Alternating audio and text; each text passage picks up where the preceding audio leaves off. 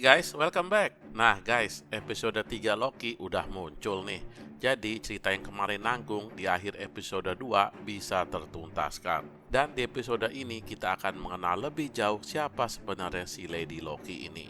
Oh ya guys, yang belum nonton episode sebelumnya yaitu 1 dan 2, kalian bisa langsung aja klik link di deskripsi ya, biar nyambung sama episode ketiga ini. Dan seperti biasa guys, gua nggak akan bertele-tele dan ngabisin waktu lo di intro. Dan langsung aja ke alur cerita. Tapi sebelum lanjut, yang belum subscribe, monggo di-subscribe dulu ya. Yang udah, ya udah, makasih banyak ya. Dan jangan diklik lagi guys, nanti jadi unsubscribe ya kan. Di awal episode ini kita ditunjukkan dengan kejadian sebelum Loki, Mobius, dan para agen TVA tiba di Roxxcart di tahun 2050. Lady Loki sedang mencoba memanipulasi pikiran C20 dengan berpura-pura jadi sahabatnya. Tujuan Lady Loki ya udah jelas kan guys, dia mau tahu lokasi para Timekeepers dan berapa pengawal yang jaga mereka. Di alam bawah sadar, C20 termakan oleh tipu muslihat Lady Loki dan dia membeberkan semua yang ingin diketahui oleh Lady Loki mengenai Timekeeper. Nah, kita kembali ke masa di mana Loki pergi mengejar Lady Loki melewati portal. Ternyata portal itu menuju ke markas TVA. Di sini kan markas sedang hektik banget guys, karena meledaknya puluhan tabung kapsul yang disebabkan oleh Lady Loki. Jadi, para agen TVA sibuk pergi untuk menstabilkannya. Nah, kesempatan ini digunain oleh Lady Loki untuk menyusup ke TVA. Dia tiba di sana dan disusul oleh Loki. Loki ingat akan senjatanya yang disimpan B-15 di locker. Ya, dia langsung deh ambil tuh senjata. Lady Loki mencoba untuk menghipnotis salah satu Minuteman di sana, tapi nggak berhasil guys. Ya dia nggak tahu apa kalau semua kekuatan magis tidak bisa digunakan di TVA. Infinity Stone aja nggak berguna, apalagi hanya kekuatan seorang Loki ya kan? Karena gagal pakai kekuatannya, si Lady Loki terpaksa menggunakan kekuatan fisiknya.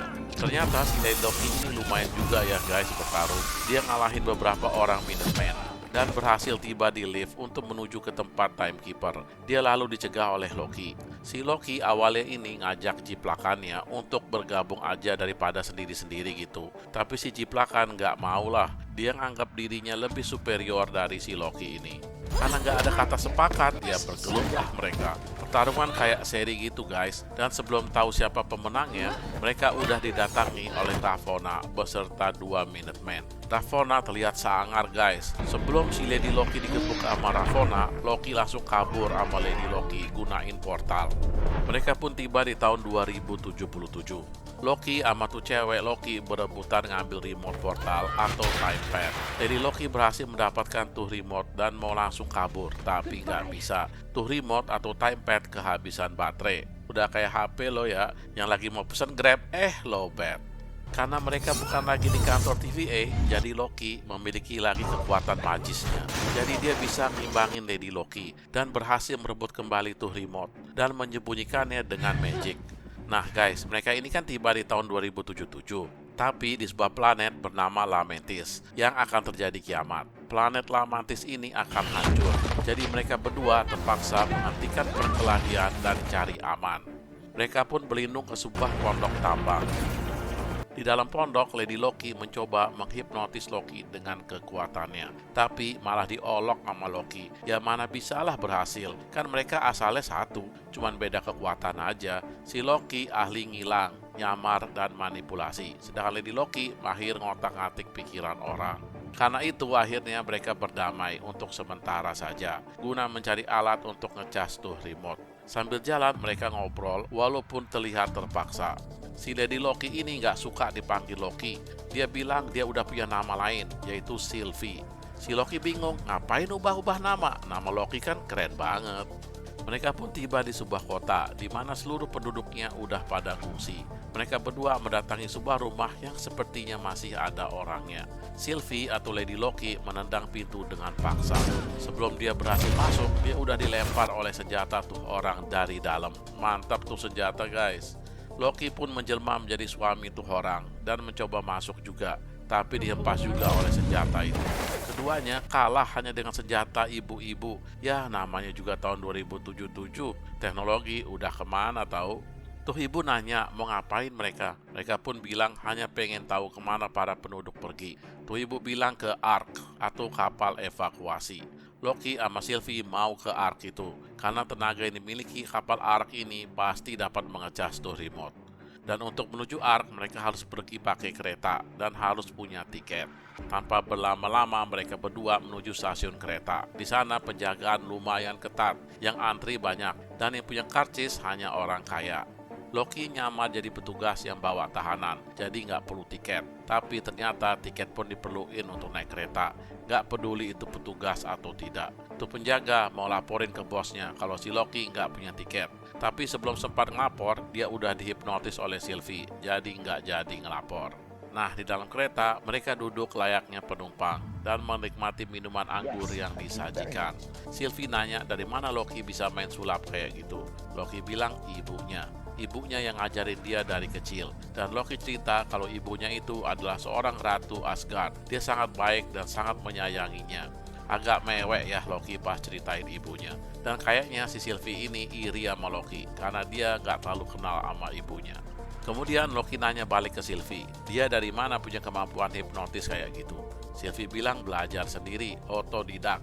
Wah, kaget si Loki, hebat, ilmu keren gitu kok bisa belajar sendiri. Mereka pun ingin istirahat, Sylvie tertidur. Pas dia bangun, dia kaget ngeliat Loki sedang bernyanyi dengan para penumpang lainnya di sana. Lebih kaget lagi dia ngeliat Loki nggak pakai seragam petugas. Dan si Loki ini terlihat mabuk. Khawatirlah Sylvie kalau mereka akan ketahuan. Dan ternyata guys, mereka emang ketahuan. Petugas yang datang minta tiket mereka. Karena nggak bisa nunjukin, jadi mereka mau ditahan. Ya, mana mau mereka berdua ditahan. Ngelawanlah mereka berdua. Si Loki ini mabok, jadi ngelawannya asal-asalan. Lempar pisau untuk bantu Sylvie aja salah sasaran. Walaupun perlawanan mereka ini bagus, tapi dengan kondisi Loki yang sempoyongan, dia berhasil dilempar keluar kereta sama dua petugas.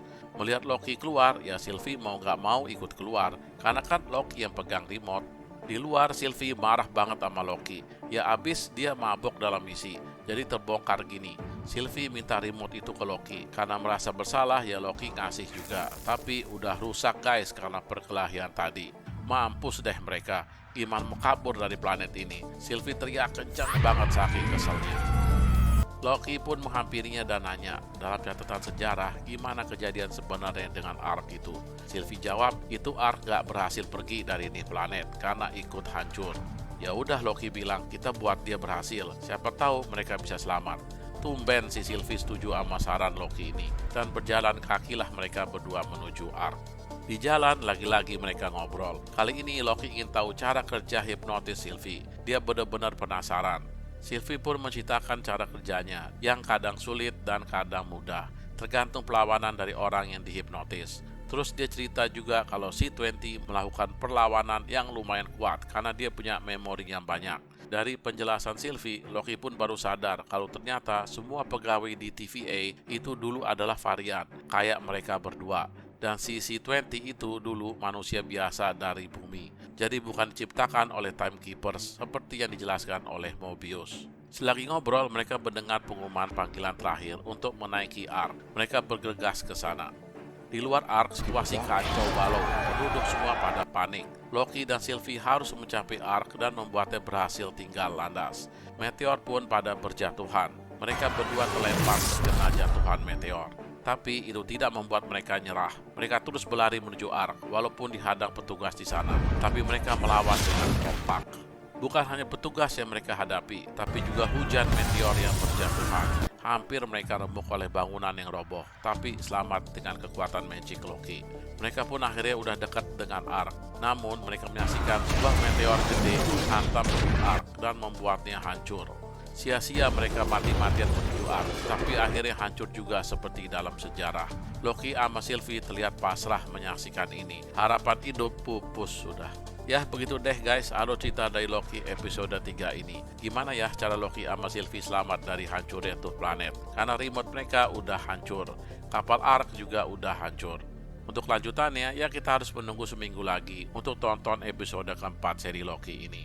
Dan jangan lupa tonton alurnya di Filosofi Film ya. Baiklah guys, dukung terus Filosofi Film dengan klik subscribe, like, and share. Thank you for watching and see you on my next video. Jangan lupa tonton video kita yang lain ya guys. Dan jangan lupa klik subscribe. See you.